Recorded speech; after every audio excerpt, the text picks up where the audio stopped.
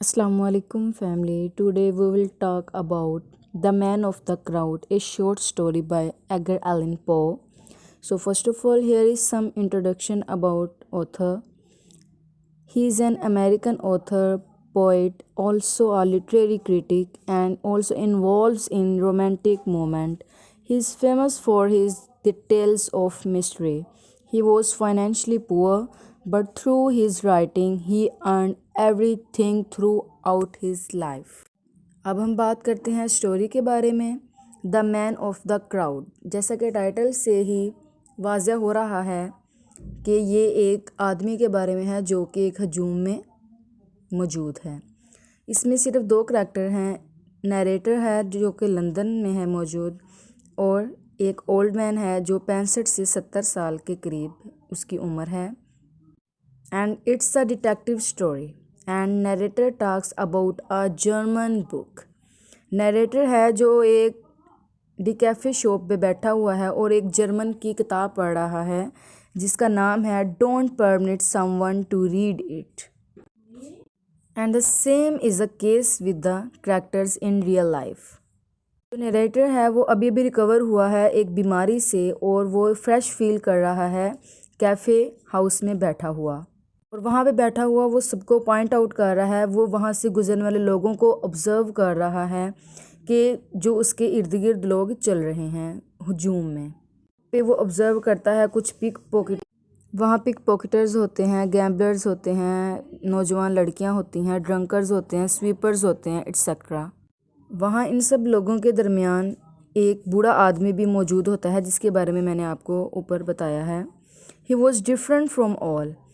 उसमें कुछ ऐसी चीज़ सीक्रेट थी उसके अंदर जो मौजूद थी कि वो अपने आप को दूसरों के सामने प्रोमिनेंट नहीं करना चाहता था, अपनी अपीयरेंस को नहीं बताना चाहता था कि वो क्या है और वो क्या चीज़ है।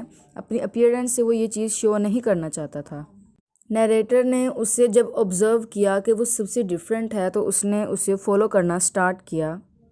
जब उसने उसे फॉलो करना स्टार्ट किया तो वहाँ पे बहुत क्राउड था, हजूम था। वो पहले तो उसकी नज़रों से ओझल हो गया, लेकिन उसने कुछ देर बाद उसे ढूंढ लिया। अब ऐसे ही वो उसे फॉलो करता जा रहा था। उसके अपीयरेंस के बारे में बात करता है कि उसके कपड़े जो थे वो बहुत फिट थे, वो बहुत फिट नज़र आता था। अब रात का वक़्त था और वहाँ पे सर्दियों का मौसम था तो बहुत धुंध थी। धुंध के साथ साथ बारिश भी शुरू हो गई। लोग अपने आप को बारिश से महफूज करने के लिए छतों के नीचे अपनी अपनी छतरियाँ खोलीं, उनके अपने आप को सेव किया, लेकिन वो ओल्ड मैन लगातार चलते ही जा रहा था। ये चीज़ नरेटर को बहुत ही अजीब महसूस हो रही थी कि ओल्ड मैन ने सबके साथ साथ अपना बिहेवियर क्यों चेंज ना किया एटमॉस्फेयर को लेकर। और नरेटर खुद भी उसी बारिश में उसको फॉलो करता रहा। उसने अपना फेस कवर किया हुआ था लेकिन वो उसे फॉलो करता रहा और आखिरकार वो वापस डी कॉफ़ी शॉप में आ गया। फिर उसके बाद दोबारा से उसने उसे फॉलो करना स्टार्ट किया, लेकिन वो ओल्ड मैन अपनी अपीयरेंस के बारे में किसी को नहीं बताना चाह रहा था। कहीं वो रुकता था, कहीं वो चल पड़ता था।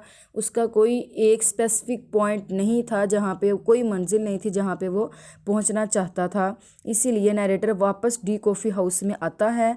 नरेटर अब थक चुका था, इसलिए वो उसे फॉलो करना स्टॉप कर देता है, ये कहते हुए don't permit someone to read you. तो इस सब के बाद हम ये कह सकते हैं इसमें कुछ थीम्स आते हैं। लोनलीनेस का थीम्स आता है, तन्हाई का, इंडिविजुअलिटी का आता है, और relationship between man and crowd. इसमें बताया जाता है कि एक आदमी किस कदर तन्हा है, इतने बड़े क्राउड में वो किस कदर अपने आप को डिटेक्टिव फील करा रहा है, किस कदर वो तन्हा है, अपनी इंडिविजुअलिटी शो करता है। और इसमें उन्होंने क्राउड और आदमी के दरमियान एक रिलेशनशिप को शो किया है।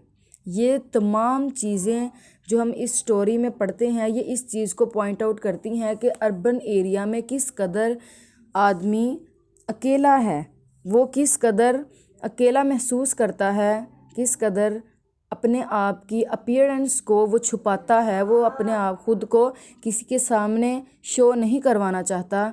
ये उस चीज़ को शो करता है कि اس میں ہمیں بتایا جا رہا ہے کہ جو لوگ سٹی لائف اربن لائف میں اپنی زندگی گزار رہے ہوتے ہیں وہ کس قدر تنہا ہوتے ہیں، وہ ہجوم میں رہتے ہوئے بھی تنہا ہوتے ہیں۔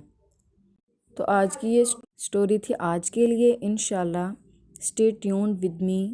We will start from another short story soon. انشاءاللہ. اللہ حافظ.